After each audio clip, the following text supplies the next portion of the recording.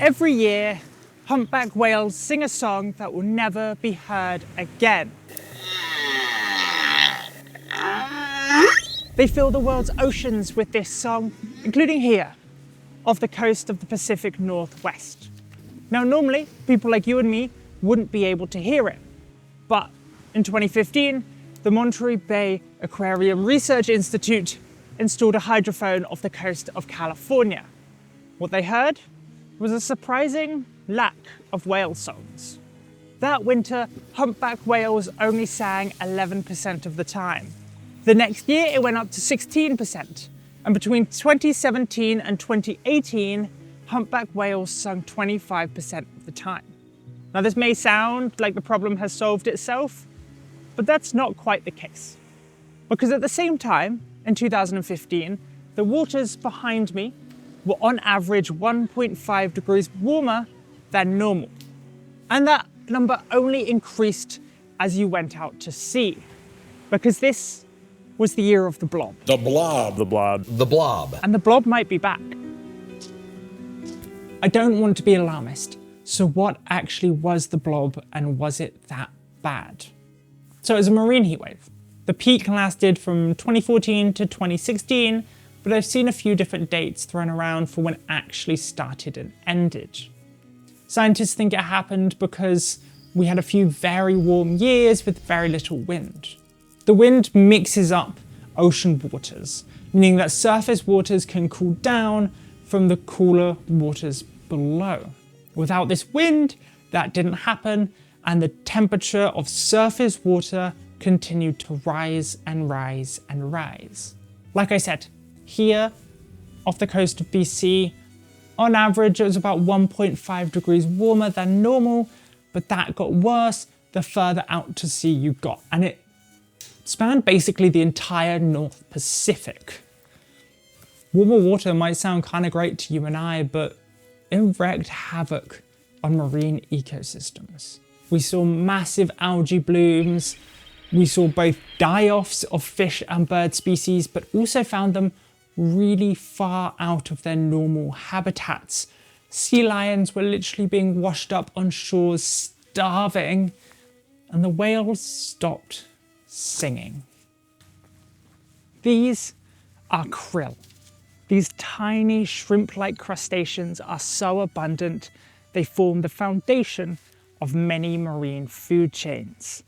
There's so many of them that they often dye fishing nets pink.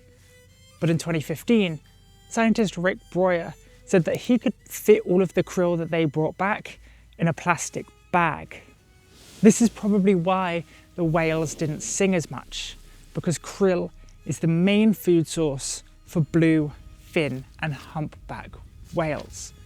These baleen whales use special filters to separate the huge amounts of the krill they need from the water. During these years, they simply didn't have enough energy to sing. Now, the blob is a special event because of how high the temperature rose and how long it lasted. But our oceans are warming. The blob could just be a glimpse into what our future has in store. This might be preaching to the choir, but we both know that extreme weather events have gotten worse and more frequent. Like, we don't need a US National Climate Assessment to tell us that the US heatwave season has extended by over 40 days, and on average they've gone from 2 to 6 heat waves a year. Because, like, you feel that shit, bro. We don't need the Canadian government to tell us that wildfires are getting worse and that the smoke from them will damage our lungs because we're fucking breathing that shit in every single summer. I mean, just think about how many times you've heard the phrase a once in a generation event. Once in a generation. Once in a generation. Once in a generation kind of storm. Or this is 100-year insert natural disaster. 100-year fire. The 1 in 100-year drought. The 100-year storm event. 100-year flood event. A few years later before we have another 100-year fire. It's coming again. Now we are having 100-year storm events on a regular basis. We've had way too many of these, 100-year floods lately. 2025 Hurricane Melissa had some of the fastest wind speeds ever recorded, and I can guarantee you within the next 5 to 10 years that record will be broken.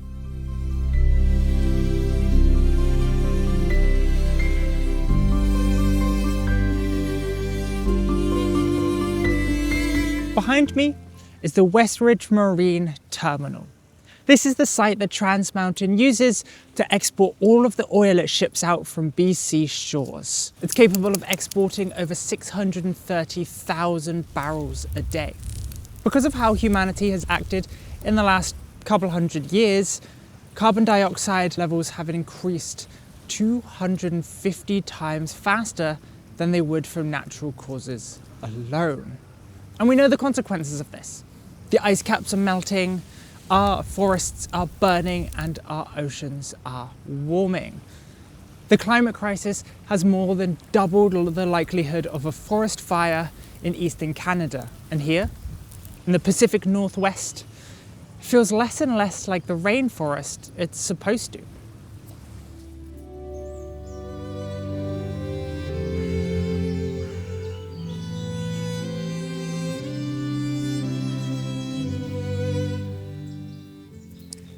Look, I get it. Pipelines are the best way to transport oil, but investing billions of dollars into oil and gas infrastructure when we're supposed to be weaning off fossil fuels feels unhelpful, to say the least. And I see what's happening south of the border. I'm very glad we don't have a Canadian version of that. But I also don't like a Prime Minister who builds pipelines when, again, we're supposed to be doing the opposite.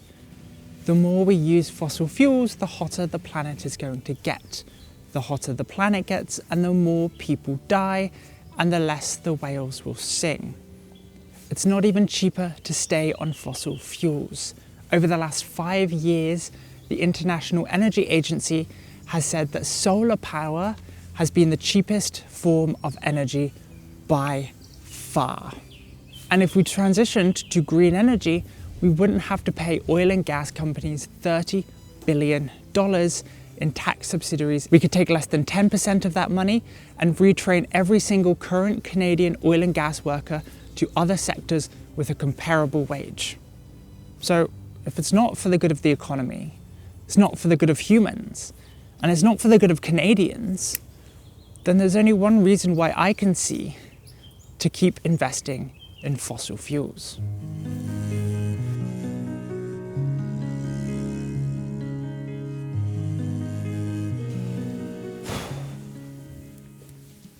It might seem like an impossible task to save the whales, and there will always be those people who say we're cooked, but we've done it before.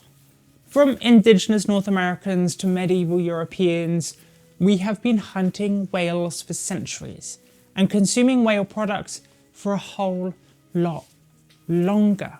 It wasn't until the 18th, 19th century where that really became a problem. Whale oil lit the modern cities of the Industrial Revolution. Its meat fed populations and its baleen clothed royalty. But whale hunting ships and expeditions transformed from simple wooden vessels with hand-thrown harpoons to metal beasts with cannon harpoons coupled with factory ships, which could process whales then and there on the water, meaning expeditions could go further and further out to sea and catches could get larger and larger. The North Pacific humpback whale, in the height of commercial whaling, had around 1,000 individuals in it. It wasn't until 1927 when the League of Nations even suggested having a conference on whaling, and it wasn't until 1986, almost 60 years later, when a total whaling ban came into effect.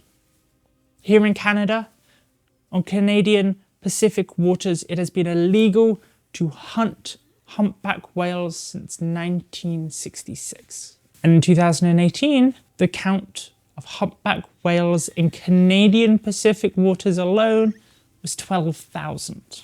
Between 2004 and 2006, there was a North Pacific humpback population count, and it came up with 21,000 whales. From 1,000 to 21,000. That is unquestionably a win. Humpback populations saw an average annual rise of 4 to 8%. That was, of course, not including years of the blob, where specific humpback whale populations dropped by up to 34%. The solution to our problem is the same as it was last time. We are engaging in an activity that is killing whales, and we have to stop that. We need to divest from fossil fuels and cool the planet. You know this, I know this, none of this is news to either of us. But we've had a full calendar year where the average global temperature was above 1.5 degrees. That doesn't mean we've gone above the 1.5 degree threshold, but it does mean we're pretty fucking close. It's a hard fight. But every government panel, every conference, every scientist, every study on the subject says the same thing. A low emissions future is a hell of a lot better than a high emissions one.